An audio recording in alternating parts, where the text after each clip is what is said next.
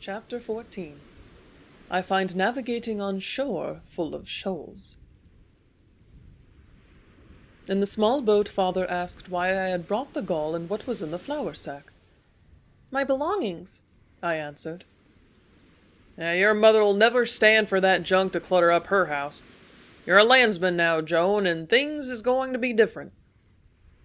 I couldn't understand why Father didn't give me the devil instead of talking so low and quiet-like.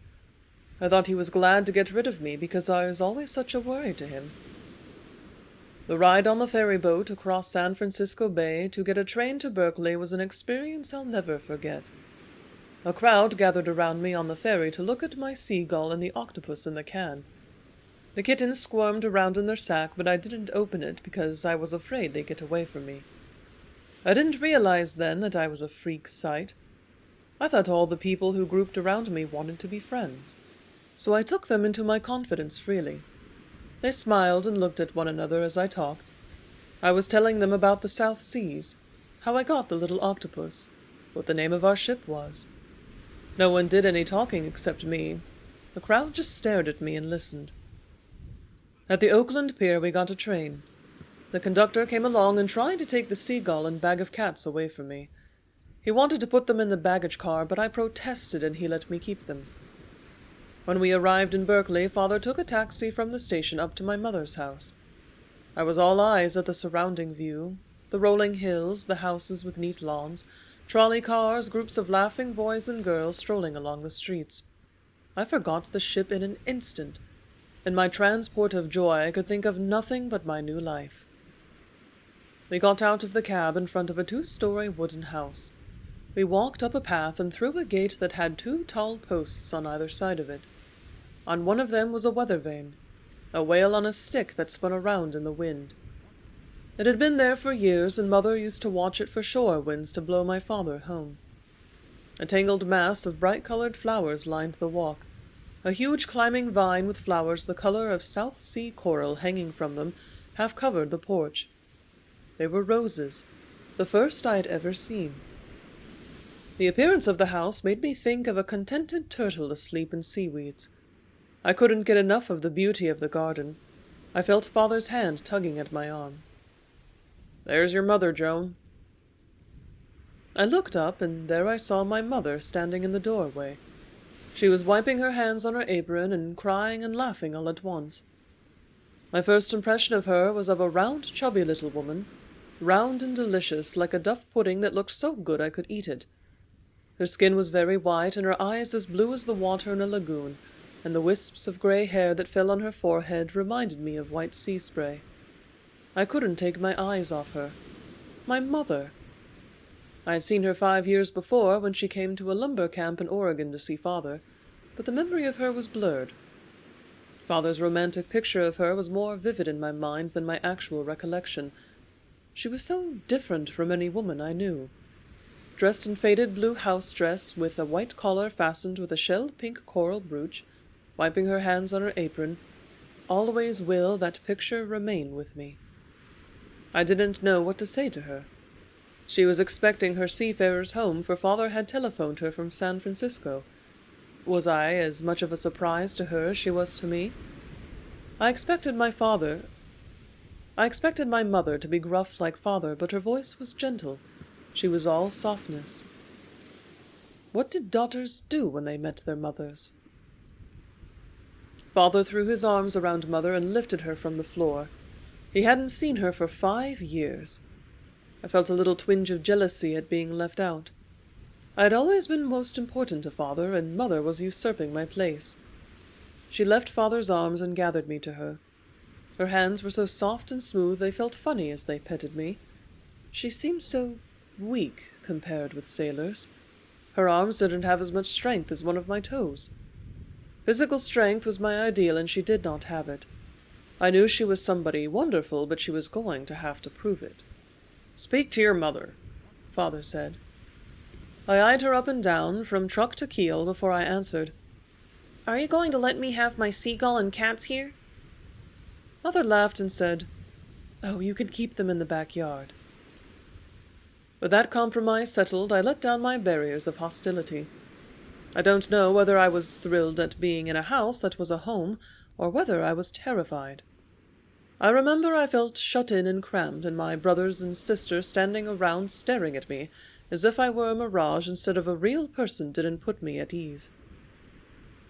"Joan, you change your dress because it's dinner time. We have dinner for the boarders at 12 o'clock, was the next thing Mother said. "I haven't got any other dress," I answered.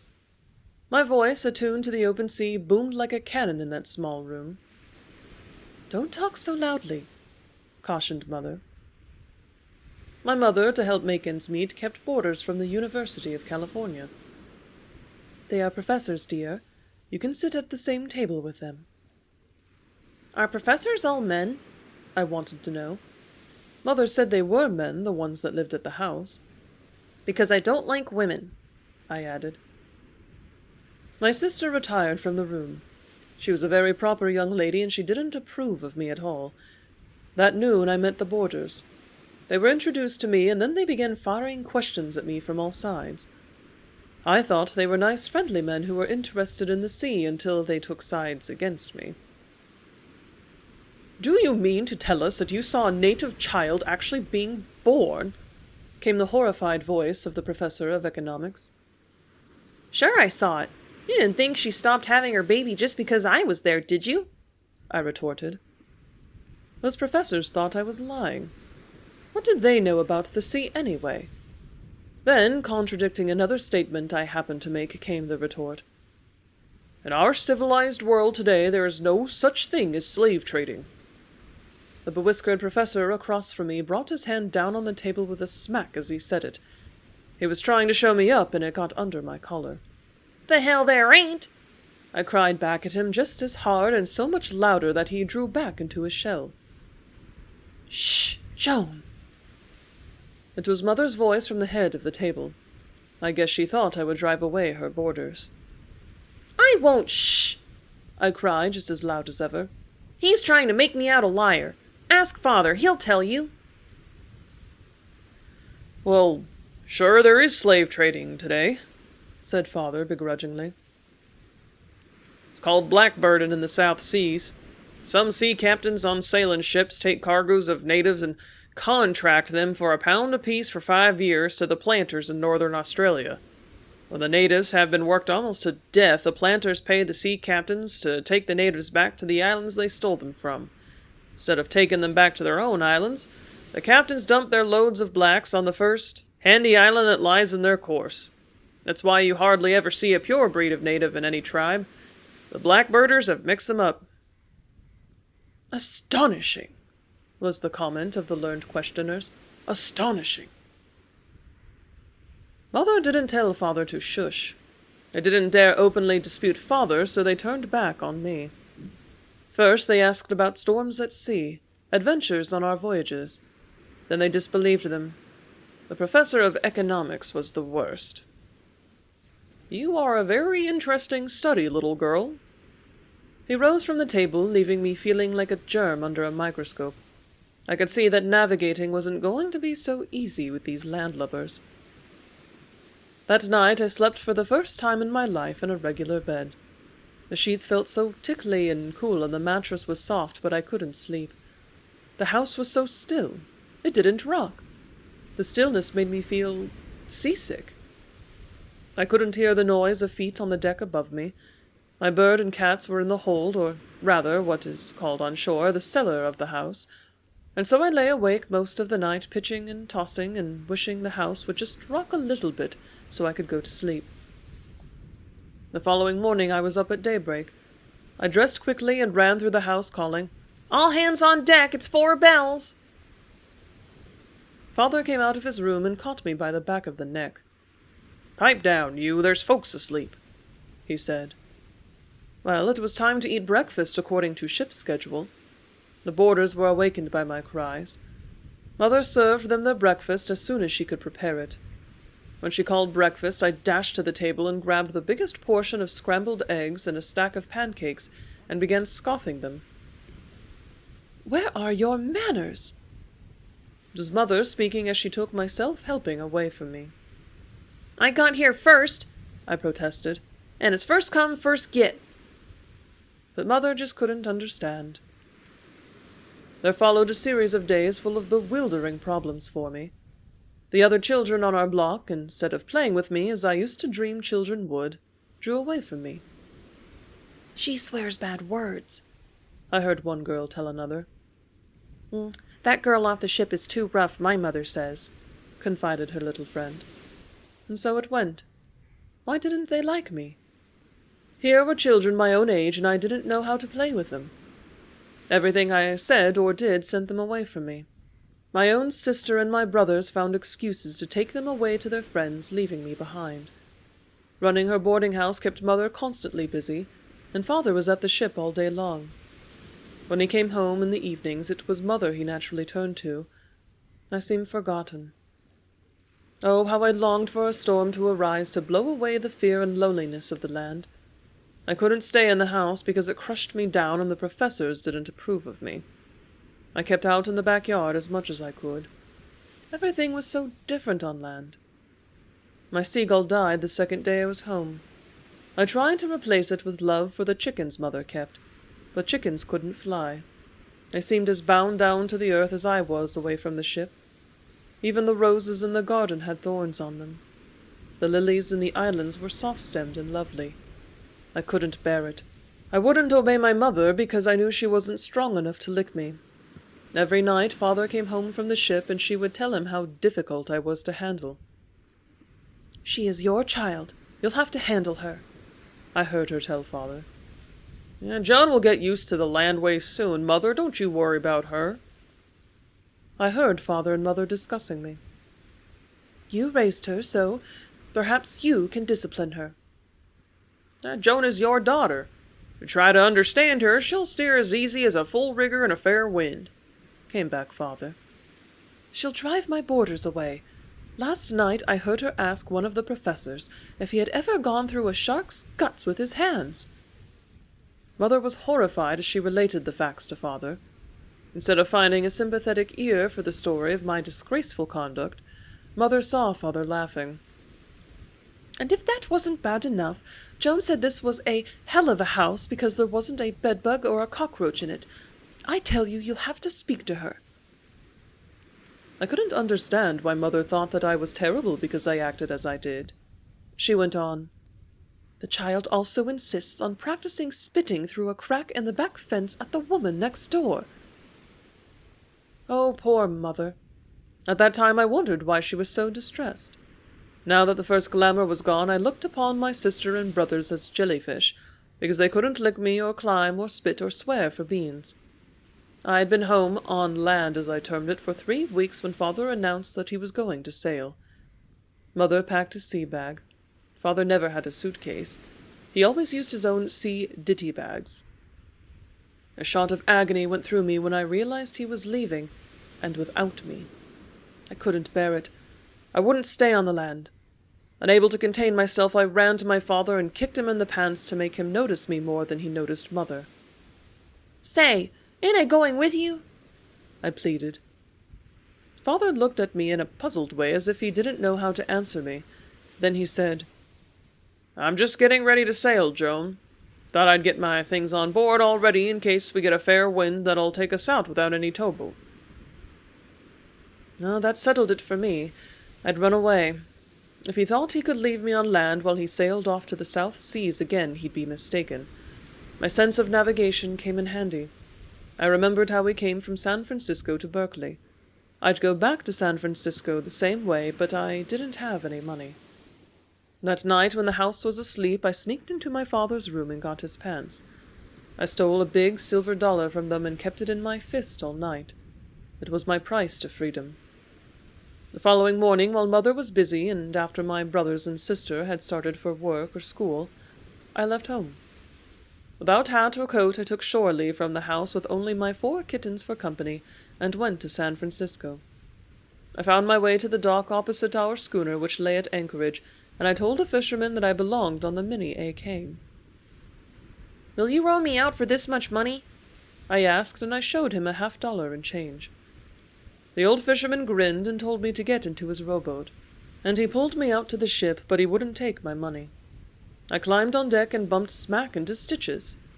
The old man's eyes nearly popped out in joy at seeing me again. "Oh, I knowed the old man wouldn't let you stay ashore. I knowed he'd bring you back," he repeated over and over like a chant. "He didn't bring me back. I ran away." I didn't even ask Stitches not to tell. He hid me in the lazarette in a bed of old canvas. The Jap cook brought me some bread and a big can of soup. Fred Nelson was the only one of the crew who didn't volunteer to help deceive my father about me. He came down to speak to me, but I guess he forgot what he wanted to say because his only words were, "It ain't much company for you, kid, these rats that live down here." And so saying, he turned on his heel and went back on deck. I stayed down in the dark hold all day, but I would have stayed there forever rather than go back to the land where everything I did was wrong. Along about 6 o'clock, I heard Father's voice on the poop deck above me. "I'll break every goddamn one of your necks if you don't tell me where she is," he said. I heard Swede and Stitches and the Jap cook stalling. "I know she came back here. She wouldn't go no place else, so out with it. Where's she hiding?" he demanded. I heard each of the crew deny over and over that they knew anything about me. Then I heard a scuffle. Father was beating some of them up. I might just as well give up, I concluded, so I climbed out of the lazarette on deck. I faced an angry father. "What the hell's the idea?" he shouted at me, but somehow I didn't feel he was as mad as he looked. "If I let you give me a good licking, can I stay?" I asked. I would have rather died on that ship than give up. The crew gave me a look with one accord that seemed to say, "You've made liars out of us." And strangely enough, Father didn't try to punish them. "Go forward about your duties. What are you loafing around here for?" he roared at them. Father gave me a good licking with a rope's end, and I swear it felt good. It was like old times again, but when he had finished, he took me ashore. My mother was very silent that night. I ate my supper in the kitchen and went to bed without speaking to her. I was up at daylight the next morning, but I wasn't soon enough for Father. He had left for the ship an hour before. I went outside and a strong wind was blowing. The sky was clear and I could see the blue water of the bay from our front porch. In the backyard was a giant eucalyptus tree. I climbed it with as much ease as I could scale the rigging of the ship. The higher I climbed, the farther I could see out the Golden Gate. From my perch on the peak of the tree, I saw the ships at anchor in the bay. One of them was my ship. That wind meant Father would set sail. He was going without me. I found myself crying inside like, and I kept saying, "Don't leave me on land, Father. Come back and get me. Oh, please don't let me die of loneliness here on land." I didn't take my eyes off the distant harbor. I stared through the cold wind until my eyes burned with pain. I must have been up there for about 3 hours, hoping against hope that Father would hear me calling to him to come back and get me, when through my daze I heard my mother's voice far below at the root of the tree calling to me to come down. But I wouldn't come down. Maybe our ship would sail if I took my eyes off the bay. Maybe I wouldn't see her go. After a while, Mother quit calling and went away. A loud clanging of bells broke into my spell. Glancing below, I saw a big red fire wagon in front of the house. Firemen were rigging up 2 ladders against the tree, and 3 of the men climbed up after me. Mother had called the fire department to get me down. "I won't come down," I warned. "Go away and leave me alone." Instead of coming down, I climbed 1 branch higher. I would stay there until I dropped. The wind was like a soothing hand to my bewildered mind. Up there it was friendly. Silly little fool that I was, I thought the land was all off its keel and it was really only me. I couldn't adjust myself to foreign surroundings. But soon, how soon I don't remember, I heard my father's voice bellowing up at me. "On deck, you!"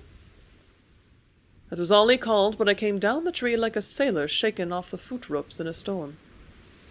"Yes, sir," I said when I faced him on the ground, surrounded by a frantic group of neighbors who had been attracted by the fire wagon. There was a great confusion and explanation. I stuck to my story that I thought he was sailing without me. My mother didn't say anything. She looked as if she was crying and sighed. "Take Joan back to sea," She'll fret herself away here," she told Father when we went in the house. "What makes you think I want her?" Father came back. "You've been delaying sailing for a week.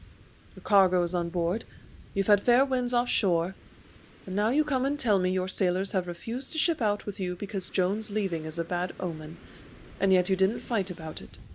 If you told the truth to yourself, it would be that you don't want to go without Joan. So take her back with you." I could have kissed my mother, and I would have if I hadn't thought it was too sissy to do it. Father hotly denied that he had been held up sailing on account of me, but he didn't look Mother in the eye when he blustered. "I'm sailing on the flood tide tonight, Mother, and Joan goes with me." True to his word, Father sailed that night, and I was on board. After helping set sail, I climbed to the cross trees where I watched the receding lights of the harbor disappear into a foggy bank of night. A snorting breeze carried us out the Golden Gate past the Farallone Islands, and beyond the moan of the bell buoy on the shoals. Our bow was pointed due west. The jib-boom plunged under rising swells and shook itself free. The ship rolled and groaned as if she were relieved in her freedom from anchorage. I heard 6 bells ring below, and the watch was set.